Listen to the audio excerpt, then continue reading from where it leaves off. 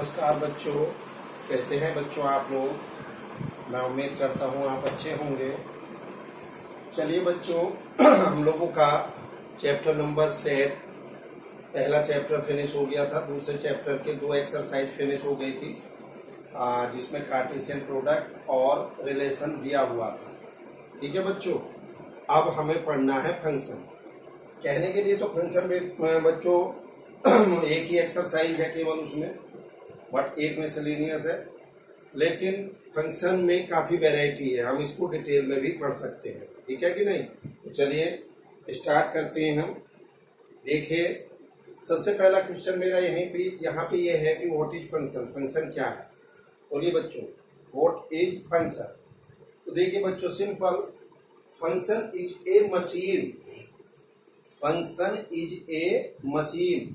Function एक machine है which convert each and every input into the output। Function एक ऐसी मशीन है जो किसी इनपुट को आउटपुट में कन्वर्ट करने के काम आती है। बात को समझ में आया? ये फंक्शन की basically non mathematical definition.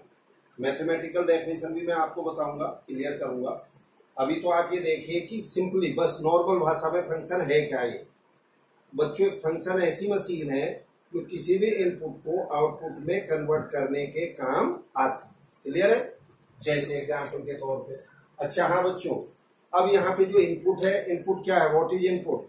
Input is called domain and output is called range. यहाँ बहुत एम्फेसिस रहेगा इसी बात पे कि साहब डोमेन और रेंज कैसे निकालेंगे किसी फंक्शन। नहीं, तो input is called domain, output is called range. जरा देखना, ये बच्चों एक सर्किल है, इसका एरिया आप जानते हो पाई आर स्क्वायर। अब आर इक्वल टू 1 रखिए, ए क्या पाई आएगा कि नहीं? आर इक्वल टू 2 रखिए, ए आपका 4 पाई आएगा। आर इक्वल टू 3 रखिए, ए इक्वल टू 9 पाई आएगा। मतलब जैसे जैसे आप आर को वेरी कर रहे हो वैसे वैसे ए वेरी हो रहा है। बोलो बच्चों, आर को वेरी करने से ए पे इफेक्ट आ रहा है, ए वेरी हो रहा है, उसके अकॉर्डिंगली तो हम क्या कह सकते हैं कि यहाँ पे ए जो है वो आर का फंक्शन है। बच्चों बोलो जल्दी, ए क्या है? वो आर का फंक्शन है। और उसे मैं कैसे लिख सकता हूँ? A is equal to F R. इस ढंग से इसका नोटेशन करेंगे हम। A is the function of R means A equal to F R. अब बच्चों यहाँ पे ये जो R है 1 2 3 4 जो भी वैल्यू आप दे रहे हो, क्या है? What is this? This is domain. यहाँ R जो है वो डोमेन है और उसके करस्पॉन्डिंगली जो A आ रहा है that are called range. A is called range. और बच्चों ये इस डोमेन को R को A में जो कन्वर्ट कर रहा है जो machine, that are called function. जैसे आपने कंप्यूटर स्क्रीन पे, कंप्यूटर पे कीबोर्ड से फॉर्मूला फीड करा, A equal to pi R square. Clear है बच्चों? अब आपने आर को 1 वैल्यू पुट करा, कीबोर्ड पे आर इक्वल टू 1 एंटर करा, स्क्रीन पे पाई नजर आएगा कि नहीं आपको? तुरंत जैसे ही आप फॉर्मूले में कीबोर्ड से आर इक्वल टू 2 पुट करेंगे, आपको स्क्रीन पे इक्वल टू 4 पाई नजर आएगा कि नहीं आएगा? तो ये हो क्या रहा बच्चों? आप इनपुट दबाते हो, आउटपुट नजर आ जाता है। तो कौन कन्वर्जन कर रहा है इन सारी चीजों का?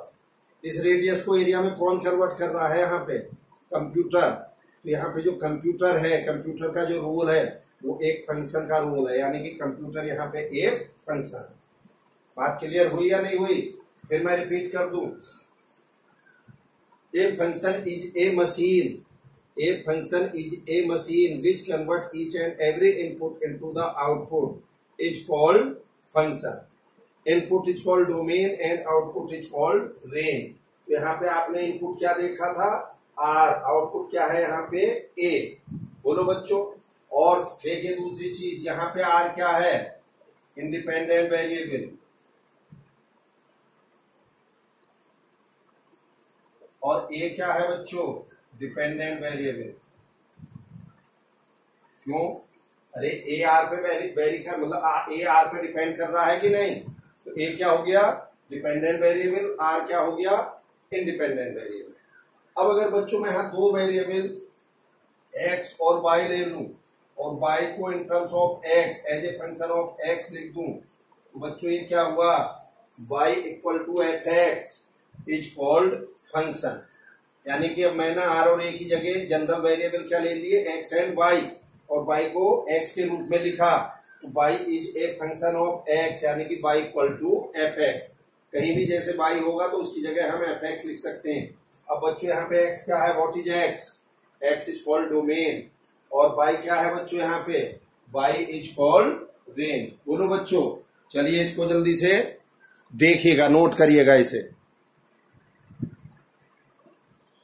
चलिए बच्चों देखिए, यहां से डेफिनेशन क्या आई निकल के डोमेन और रेंज की, फाइनल डेफिनेशन देखिए, the set of all value of x for which y और एफ एक्स, y या एफ एक्स जो भी आप कहो, y और F X has a definite value और F x is defined is called domain.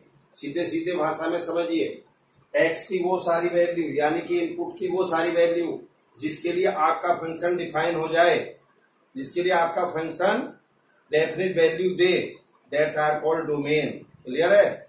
Next, the set of all value of y और different value of x are called range, यानी कि x की अलग अलग वैल्यू के correspondingly y की जो वैल्यू आएंगी, दैट आर कॉल्ड रेंज। अब ये जो एक सेंटेंस यहाँ पे यूज हो रहा है कि set of all value of x for which y have a definite value, मतलब क्या है इसका, इसका मतलब देखो, जैसे सिंपली ये है function y equal to 1 over x। अब बच्चों मुझे इसका डोमेन निकालना, ये एफ एक्स या y कुछ भी लिख लो आप इसे, f x equal to 1 over x, तो मुझे क्या निकालना है इसका डोमेन। तो क्या होगा डोमेन, अभी हमने क्या बताया, domain the set of all value of x for which y have definite value, यानी कि x की वो सारी वैल्यू जिसके लिए y डिफाइन हो, वो उसका क्या होगा, डोमेन होगा। तो क्या बच्चों इसका जो डोमेन है वो रियल नंबर -0 होगा कि नहीं होगा, कैसे होगा जी, अरे सोचिए, x इक्वल टू 0 पर फंक्शन आपका अनडिफाइन है, x को 0 रखिए, 1 ओवर 0 क्या होगा, 1 ओवर 0 इनफाइनाइट होगा। भैया x इक्वल टू 0 पे आपका फंक्शन अनडिफाइन हुआ कि नहीं हुआ, अब 0 को छोड़ दो, x का जो मन हो वो वैल्यू रखो, जो भी मन हो वो रखो।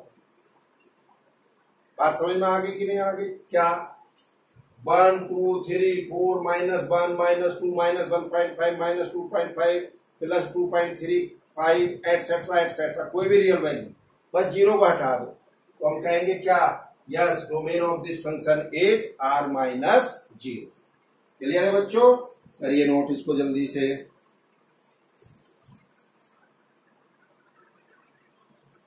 चलिए बच्चों देखिए, यस मैंने कुछ प्रॉब्लम लिखी है जिनके मुझे डोमेन रेंज निकालने। पहली प्रॉब्लम है y इक्वल टू x, क्या होगा बच्चों इसका डोमेन, डोमेन को df से रिप्रेजेंट करा मैंने, डोमेन को किस चीज से रिप्रेजेंट कर दिया, df से, तो क्या होगा डोमेन इसका, रियल नंबर होगा कि नहीं होगा, ऐसे साहब, अरे x को जो भी मन हो कोई वैल्यू रखिए, हर वैल्यू के लिए आपका फंक्शन जो है x, यानी कि y equal to f x जो है, हर वैल्यू की x की हर वैल्यू के लिए y डिफाइन होगा, होगा कि नहीं, तो क्या हो गया डोमेन, रियल नंबर हो गया। Second problem, y equal to x square, क्या होगा साहब इसका डोमेन, इसका डोमेन भी रियल नंबर होगा, क्यों जी, अरे आप खुद सोचो, x को जो भी मन हो वो वैल्यू दो, प्लस माइनस ऐसी वैसी जो भी दोगे रियल वैल्यू, वही आपका हर वैल्यू के लिए y डिफाइन होगा, तो डोमेन रियल नंबर हो गया। इसका डोमेन क्या होगा बच्चों, r-0, अभी 2 मिनट पहले बताया था, केवल x इक्वल टू 0 पे फंक्शन अनडिफाइन है, बाकी सब डिफाइन है। इसका क्या डोमेन होगा बच्चों, मॉड फंक्शन। मॉड फंक्शन आपको पढ़ाया कि नहीं मैंने बच्चों, मॉड फंक्शन की क्या डेफिनेशन बताई थी, the absolute value of any real number is known as mod function. और मॉड फंक्शन को हम कैसे डिफाइन करते हैं, mod x equal to x when x greater than equal to 0, mod x equal to minus x when x less than 0। तो यानी कि x की हर वैल्यू के लिए डिफाइन हो गया ना भाई, 0 या 0 से बड़ी के लिए भी डिफाइन है और 0 से छोटी के लिए भी डिफाइन है, तो इसलिए डोमेन क्या होगा इसका, रियल नंबर। 6 नंबर में आओ पहले, क्या होगा डोमेन इसका बच्चों 6 नंबर का? अरे R-1 होगा कि नहीं होगा? कैसे साहब, खुद सोच के देखो। मैंने क्या बताया, डोमेन x की वो सारी वैल्यू जिसके लिए आपका फंक्शन डिफाइन हो। तो भैया केवल डिनोमिनेटर हमारा 0 नहीं होना चाहिए। अगर ये डिनोमिनेटर जैसे x-1 है, अगर मैं इसको 0 कर दूं यानी कि x को 1 रख दूं तो हमारा फंक्शन इनफाइनाइट हो जाएगा कि नहीं? आप ये तो जानते होंगे बच्चों, कोई भी फाइनाइट नंबर ओवर 0 ये इनफाइनाइट होता, जानते हैं कि नहीं? और इनफाइनाइट जो होता है वो बेसिकली नॉन डिफाइन कैटेगरी में आता है। ठीक है, तो क्या बना बच्चों, ये इसका डोमेन हो गया R-1। चलिए इसका डोमेन बताना क्या होगा जल्दी से। अगेन R-0 होगा कि नहीं होगा साहब? कैसे? अरे आप खुद सोचिए, 0 को x=0 अगर रख दूंगा तो y अनडिफाइन होगा। केवल 0 को छोड़ दीजिए, बाकी हर वैल्यू के लिए ये डिफाइन है। बोलो बच्चों, अब आपका डोमेन बचा 5 नंबर का। कैसे निकालेंगे साहब? आप मुझे बताइए, y कब डिफाइन होगा? जल्दी बोलो। y is define if 1 - x² greater than 0। सोचो क्यों भाई, ये अंडर रूट में है वैल्यू। अगर अंडर रूट के अंदर ये वैल्यू हुई और ये निगेटिव हुई तो क्या y डिफाइन होगा? क्या नहीं डिफाइन होगा। y की मुझे रियल वैल्यू चाहिए ना भैया। अंडर रूट की क्वांटिटी हमारी पॉजिटिव होगी तभी तो हम उसका अंडर रूट निकाल सकते हैं। अभी आपने रियल नंबर में ऐसा तो नहीं देखा होगा कि -√5 ये निकाल लिया हो। इसकी कोई रियल वैल्यू तो नहीं आनी ना। इसका मतलब ये अंडर रूट की वैल्यू 0 से बड़ी होनी चाहिए। तो यहां से क्या होगा देखिए, अब x² -1 0 कर दूंगा मैं। कैसे? अरे इसमें -1 कॉमन लेके माइनस से मल्टीप्लाई कर देंगे, इनइक्वालिटी रिवर्स हो जाएगी। मैंने आपको इनइक्वालिटी में पढ़ाई है चीजें कि नहीं पढ़ाई है? ठीक, अब देखिए नेक्स्ट क्या फैक्टर होंगे, x+1 x-1 होंगे कि नहीं होंगे? बोलो बच्चों, होंगे। अब क्या करेंगे, क्रिटिकल पॉइंट इसके 1 - 1 सिखाया आपको वीडियो में। तो प्लस माइनस प्लस, मुझे कैसा चाहिए, 0 या 0 से छोटा। तो क्या आएगा बच्चों यहां से, जल्दी बोलो। x > -1 <1 या इंटरवल में लिखना है तो ऐसे क्लोज ब्रैकेट में लिखिए। तो बच्चों क्या आया इसका डोमेन 5 नंबर प्रॉब्लम का? आप जानते हो डोमेन का मतलब, यानी कि x की वैल्यू क्या आई है, -1 से 1 के बीच। अगर मैं x को यहाँ -1 से 1 के बीच रखता हूं तो ये अंडर रूट के अंदर की क्वांटिटी पॉजिटिव रहेगी और y आपका डिफाइन होगा, यानी कि y की वैल्यू रियल आ जाएगी उस केस में। बात बच्चों समझ में आई? ये इनइक्वालिटी तो आप समझ गए होंगे, क्योंकि इससे तो बहुत बड़ी बड़ी इनइक्वालिटी मैंने आपको सिखाई है। बोलो बच्चों, बात क्लियर हुई या नहीं हुई? क्लियर है। चलिए नेक्स्ट, अब आ जाइए इधर। यस, अब आना है, बात है रेंज की। अब हमें रेंज निकालनी है। बच्चों का ढंग से थोड़ा सा दिमाग लगा के मेरे साथ आप इस पोर्शन को समझ लेंगे तो फिर समझ नहीं, प्रॉब्लम नहीं आएगी मैथ में आपको, मेरी गारंटी। चलिए रेंज के लिए क्या करेंगे बच्चों, जैसे मैंने y को x के फॉर्म में लिखा है, तो अगर हो सके तो x को y की फॉर्म में लिख लो। हाँ, अगर कोई फंक्शन हम x को y की फॉर्म में लिख ही नहीं पा रहे तब तो बात अलग है उस केस में। बट ऐसे केस में x को y की फॉर्म में लिख लेंगे तो हमारा काम बन जाएगा। जैसे प्रॉब्लम नंबर 1, x = y लिख सकते हैं कि नहीं? हम लिख सकते हैं साहब। अब बताइए मुझे, क्या y की हर वैल्यू के लिए x डिफाइन होगा? उल्टा कर दो। अब क्या y की हर वैल्यू के लिए x डिफाइन होगा। So it's range is real number. Range को बच्चों मैंने RG से रिप्रेजेंट कर दिया, डोमेन को DF से, रेंज को RG से। बच्चों इसकी जो रेंज है वो रियल नंबर हुई या नहीं हुई? बोलो भाई, y की हर वैल्यू के लिए x डिफाइन हो गया। ठीक, वैसे भी आप सोचिए, उल्टा भी सोचो। अब x को जो भी वैल्यू दोगे, जो भी, वही वैल्यू y की आएगी, क्योंकि सीधा सीधा फंक्शन y = x है। तो भी अगर डोमेन रियल नंबर है तो y भी जो है, रेंज भी रियल नंबर होगी कि नहीं होगी? बोलो बच्चों, प्रॉब्लम नंबर 2 पे आइए। प्रॉब्लम नंबर 2 क्या होगा, x equal to under root by, भाई X square equal to Y है तो x को इन टर्म्स ऑफ वाई लिख लेंगे, तो x क्या आ गया, रूट वाई। फिर वही क्वेश्चन, x कब डिफाइन होगा, अंडर रूट में है y की नहीं, x कब डिफाइन होगा, जब y ग्रेटर देन 0 हो, यानी कि आप क्या कह सकते हो, इसकी जो रेंज है वो 0 से प्लस इंफिनिटी होगी। भाई y की वैल्यू 0 या 0 से बड़ी होनी चाहिए कि नहीं, और यही रेंज है। वैसे भी यहां भी हिसाब लगा लो, अब x को जो भी मन हो वही वैल्यू दो, +2 -2 ऐसी दो वैसी दो, बार बार y की वैल्यू पॉजिटिव आएगी कि नहीं, बार बार y की वैल्यू पॉजिटिव आएगी, पॉजिटिव आने का मतलब है बार बार 0 या 0 से बड़ी आएगी, तो रेंज होगी कि नहीं 0 से बड़ी। तीसरी प्रॉब्लम में आइए बच्चों, थर्ड क्या है, x इक्वल टू 1/y, फिर वही रेंज इसकी क्या होगी बच्चों, जल्दी बोलो, रेंज इसकी होगी r-0। क्यों जी, अरे सोचो खुद, केवल y इक्वल टू 0 को छोड़ के y की हर वैल्यू के लिए x डिफाइन होगा, सिर्फ y इक्वल टू 0 पे x डिफाइन नहीं होगा।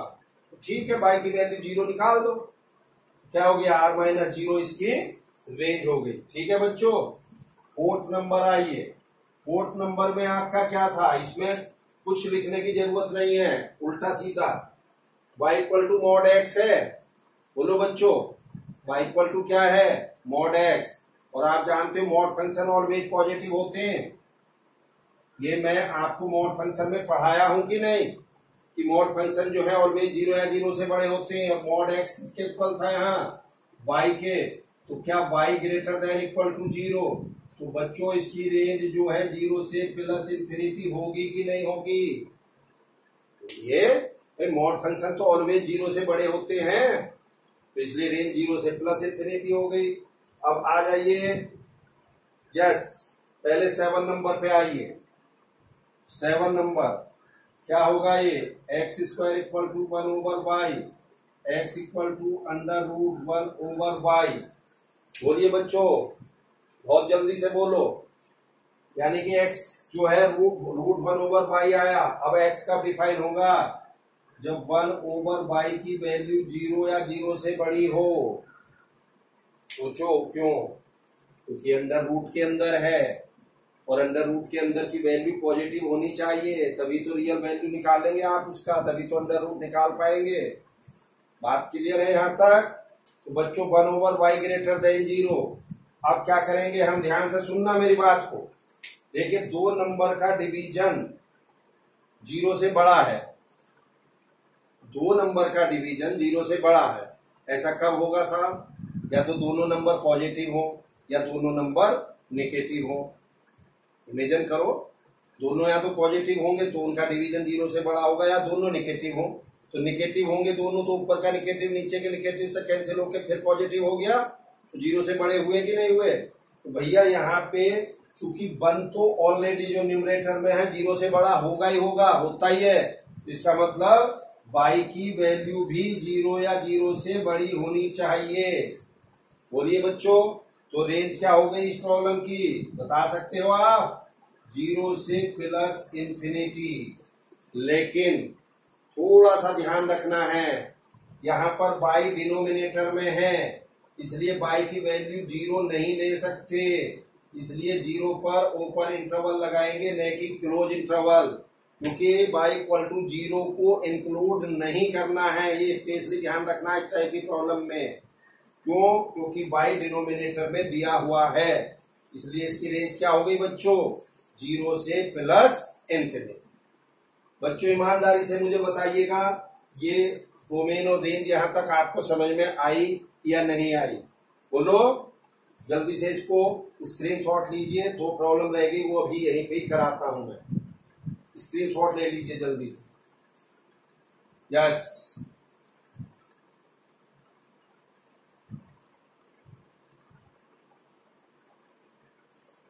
अब आ जाइए, अब आपकी प्रॉब्लम बची है बच्चों, पहले चलिए 6 नंबर देखिए, y क्या है, x-2 x-1। मैंने अभी थोड़ी देर पहले क्या क्या कहा था ये एक्स को बाई के टर्म में लिख लीजिए। कैसे लिखेंगे?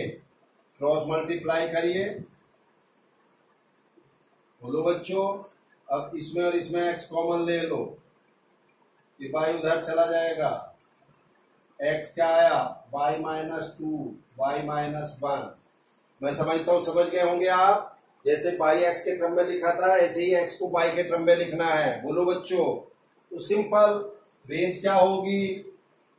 R-1 होगी जी। क्यों होगी? अरे आप खुद सोचो। सिर्फ y की वैल्यू 1 अगर मैं रखूं तो ये 0 होगा। अब नीचे की वैल्यू 0 तो होनी नहीं चाहिए। 0 को छोड़ के कुछ भी हो फिर तो भैया केवल 1 निकाल दो इसमें से, और बाकी जो भी आप y को रखोगे y की हर वैल्यू के लिए x डिफाइन होगा। तो इसलिए बच्चों इसकी रेंज क्या हो गई? R-1। बात ठीक है कि नहीं है? अब आपकी प्रॉब्लम आती है बच्चों यहाँ पे 5 नंबर। ठीक, क्या थी प्रॉब्लम? ये थी या नहीं थी? बोलो बच्चों। और इसका डोमेन क्या आया था? -1 से 1, ये तो आया था। चलिए अब x को y के टर्म में लिखिए, वापस करिए। कैसे? स्क्वायर करिए दोनों तरफ। x² 1 - y², x = 1 - y² का अंडर रूट। बोलो बच्चों। अब फिर दोबारा से मूव करिए। क्या x कब डिफाइन होगा? जब भाई अंडर रूट के अंदर की वैल्यू 0 या 0 से बड़ी हो, वरना तो x डिफाइन नहीं होगा। बोलो भाई। माइनस में अगर अंडर रूट के अंदर वैल्यू है तो उसका स्क्वायर रूट थोड़ी निकाल लेंगे हम, वो रियल वैल्यू नहीं आएगी। तो चलिए साहब अब इसको उल्टा कर दो, माइनस साइन लेके इक्वलिटी को मतलब रिवर्स कर दो। तो ये क्या बनेगा? y + 1 y -1। तो फाइनली 1 - 1 प्लस। तो भैया यहाँ से y की वैल्यू -1 से 1 आई या नहीं? बट ये आपका करेक्ट आंसर नहीं है। रेंज -1 से 1 नहीं है। क्यों नहीं है? बस ये और स्पेशली ध्यान रखना है यहाँ पे। ऐसे ध्यान रखेंगे साहब हम। आप मुझे बताइए जरा, जब मैं ये x की वैल्यू -1 से 1 के बीच कुछ भी रखूंगा यहाँ पे, तो ये बच्चों y की वैल्यू क्या होगी? y जो है >0 होगी या नहीं होगी? हाँ या ना? अरे बोलो। फिर रिपीट कर रहा हूं मैं। ये तो जो हमने करा बिल्कुल सही करते चले आए। साथ में एक चीज और ध्यान रखनी है कि x की वैल्यू अगर -1 से 1 के बीच कुछ भी यहाँ पर रखोगे तो y की वैल्यू अंडर रूट के अंदर पॉजिटिव साइन है बाहर, y ऑलवेज पॉजिटिव आएगा, यानी कि 0 आए। अगर 1 या -1 रखोगे तो 0 आएगा, और उसके बीच में कुछ रखोगे तो 0 से बड़ा आएगा। इसका मतलब y भी जो है वो >0 होगा। साथ साथ ऐसे लिखते चले आएंगे इन दोनों के, जैसे लास्ट में लिख दिया। अब मुझे बच्चों बता सकते हो y की वैल्यू -1 और 1 के बीच भी हो और 0 से बड़ी भी हो। तो भैया y जो है यहाँ पे >0 <1 आएगी कि नहीं आएगी? तो ये बच्चों इसकी रेंज क्या हुई? 0 से 1। आप वैसे देख लो इसको प्लॉट करके, 1 - 1 0। हमारा आया क्या था यहां से? इस वाले मेथड से क्या आया था? -1 से 1। और इधर क्या दे रखा है? y > 0। भैया दोनों लाइनें ओवरलैप कॉमन यही तो हुई हमारी। बोलो। मतलब मुझे y क्या चाहिए? एक तो -1 से 1 के बीच हो और एक साथ में 0 से बड़ा हो। तो दोनों में कॉमन क्या हुआ? 0 से 1 हुआ कि नहीं हुआ? तो हमारी रेंज हो गई इस प्रॉब्लम की 0 से 1। तो मैं उम्मीद करता हूं बच्चों कि ये डोमेन रेंज की बहुत सिंपल सी कुछ प्रॉब्लम मैंने लिखी थी और ये आपको गारंटी के साथ समझ में आई होगी। चलिए नोट करिए इसको जल्दी से। चलिए बच्चों देखिए, 3-4 प्रॉब्लम और लिखी मैंने डोमेन रेंज की। पहली प्रॉब्लम है बच्चों f(x = x² + 1)। इसका बच्चों डोमेन क्या होगा? Simply real number.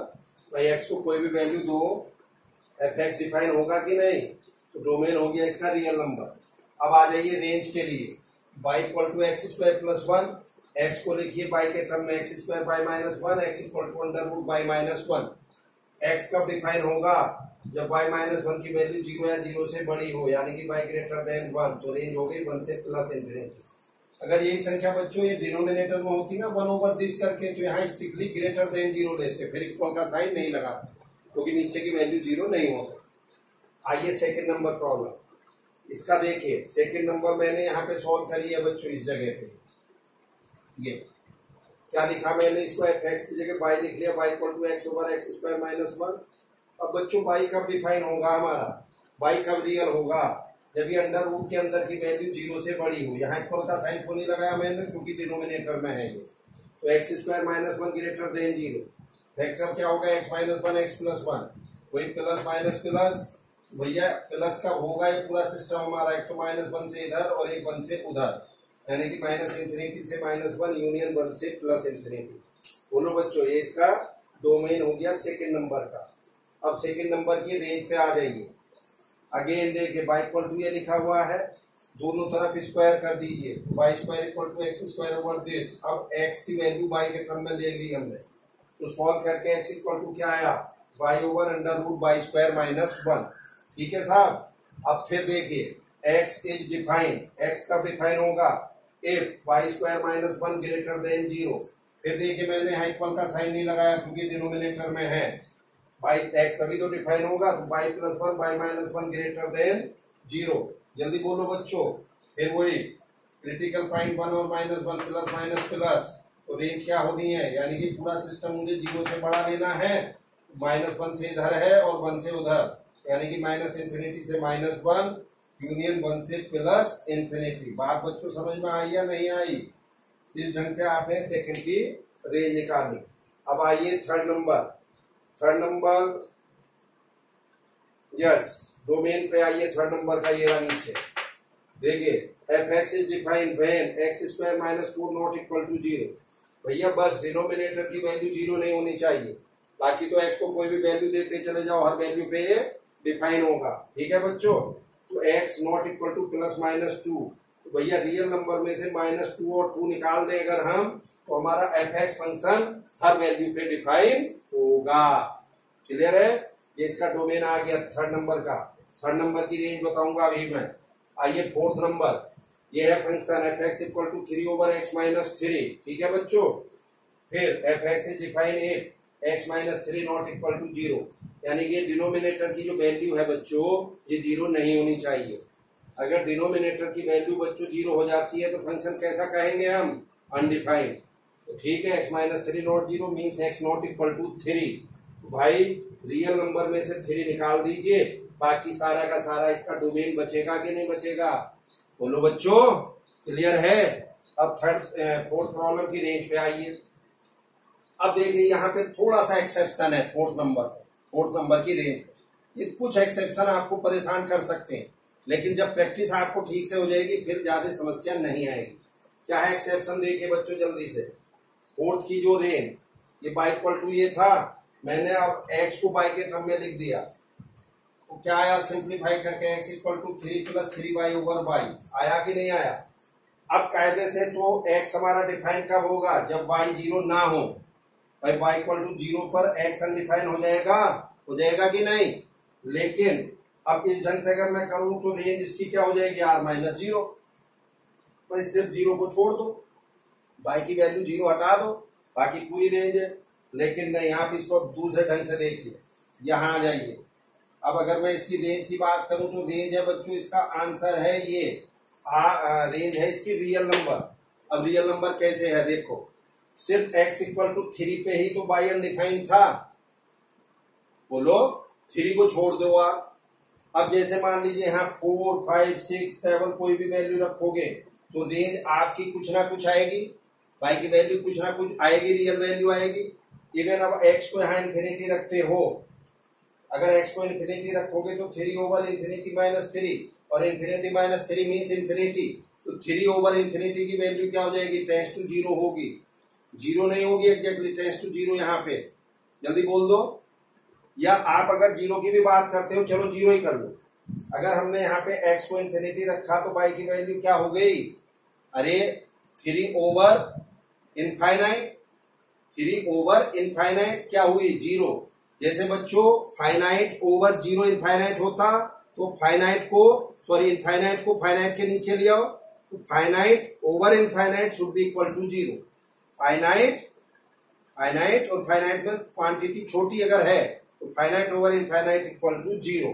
तो कहने का मतलब ये कि एक्स को अगर मैं इन्फिनिटी दूं तो हमारी रेंज बाई की वैल्यू ऑलवेज जीरो आएगी। तो इसका मतलब जीरो को मुझे इसमें से नहीं निकालना है।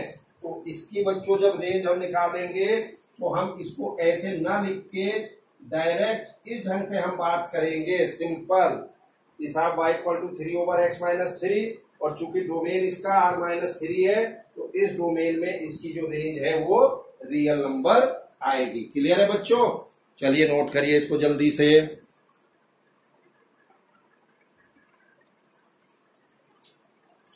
बच्चों ये हम लोगों ने फर्स्ट, सेकेंड एंड फोर्थ की 3 प्रॉब्लम्स की रेंज निकाल दी थी। थर्ड प्रॉब्लम रह गई जिसकी हमारी रेंज यहां नहीं निकली। ये बच्चों मैं नेक्स्ट वीडियो में आपको इसकी रेंज निकालूंगा, क्योंकि इस समय जो वीडियो की लेंथ है वो लगभग कंप्लीट होने जा रही है।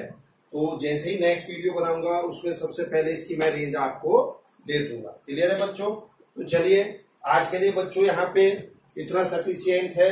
नेक्स्ट वीडियो में हम फंक्शन की मैथमेटिकल डेफिनेशन क्या होती है वो पढ़ेंगे। क्लियर है? प्लस टाइप ऑफ फंक्शन पढ़ेंगे। चलिए बच्चों आज के लिए thank you, have a nice day.